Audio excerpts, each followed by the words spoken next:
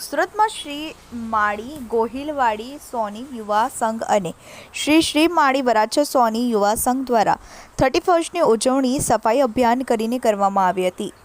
શુભ યાત્રા સ્વચ્છ યાત્રાના અભિયાનના ભાગરૂપે આદરણીય શ્રી નરેન્દ્ર મોદી સરના વિચારોને ગુજરાત રાજ્ય માર્ગ વાહન વ્યવહાર નિગમ દ્વારા સમગ્ર ગુજરાત રાજ્યના તમામ જિલ્લા તાલુકા મથકોના બસ સ્ટેન્ડ અને બસ સ્વચ્છતા અભિયાનનું તારીખ 2/12/2023ના રોજ ગાંધીનગર ખાતે વાહન વ્યવહાર તેમજ ગૃહ રાજ્યમંત્રી શ્રી હર્ષ સંઘવી સરના વરદ હસ્તે શુભારંભ કરવામાં આવ્યો, જે અંતર્ગત તમામ જિલ્લા તાલુકા બસ મથકો ખાતે માનનીય મંત્રી શ્રી, પ્રભારી મંત્રી શ્રી, માનનીય ધારાસભ્યો શ્રી, કોર્પોરેટર શ્રી, સામાજિક સંસ્થા દ્વારા સમગ્ર માસ દરમિયાન અવિરત સમગ્ર ગુજરાતમાં અભિયાન ચાલુ છે, જેના ભાગરૂપે સમગ્ર ગુજરાતના બસ સ્ટેન્ડ સાફ સફાઈ સ્વચ્છતા અભિયાનના ભાગરૂપે સુરત સેન્ટ્રલ બસ સ્ટેન્ડ ખાતે તારીખ 31/12/2023 રવિવારના રોજ સવારે 10:30 કલાકેથી શ્રી માળી ગોહિલવાડી સોની યુવા સંઘ અને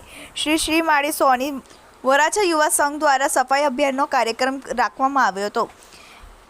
શ્રી માળી ગોહિલવાડી સોની સંઘના તમામ યુવાનોએ આ કાર્યક્રમને સફળ બનાવ્યો હતો અને આ કાર્યક્રમમાં આદરણીય શ્રી પ્રવીણભાઈ ગોગારી ધારાસભ્ય શ્રી તેમજ સોની સમાજના ભાઈઓ મોટી સંખ્યામાં ઉપસ્થિત રહ્યા હતા અને સમાજમાં એક અલગ સંદેશ મળી રહે તે માટે કાર્યક્રમ રાખવામાં આવ્યો હતો। ચેતનજી બુંદેલા, TVB 18 ન્યૂઝ, સુરત। જી, આપનો પરિચય?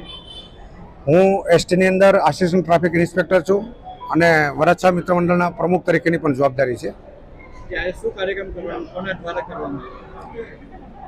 હું એવું માનું છું કે રાષ્ટ્ર સર્વોપરી છે અને નરેન્દ્રભાઈ મોદીના જે અભિયાનના ભાગરૂપે સમગ્ર ગુજરાત અને સમગ્ર વિશ્વ જ્યારે એને સ્વીકારતું હોય ત્યારે આપણો સમાજ પણ એક એનો ભાગ છે। તો પ્રથમ રાષ્ટ્ર અને બીજું આપણો સમાજ હોય છે, તો એના ભાગરૂપે એક આહવાન કરવામાં આવેલું હતું। કોના દ્વારા કાર્યક્રમ કરવામાં આવ્યો, કઈ રીતે આખો કાર્યક્રમ કરવામાં આવ્યો? એની અંદર ગોહિલવાડી સોની યુવા સંઘ અને વરાછા યુવા સંઘ બંનેને સંકલનમાં રાખીને આ કાર્યક્રમ અમે સ્વચ્છતા અભિયાનનો આ કાર્યક્રમ રાખેલો હતો। એની અંદર આદરણીય શ્રી નિલેશભાઈ લુંભાણી તેમજ માન્ય ધારાસભ્ય શ્રી પણ આવવાના છે।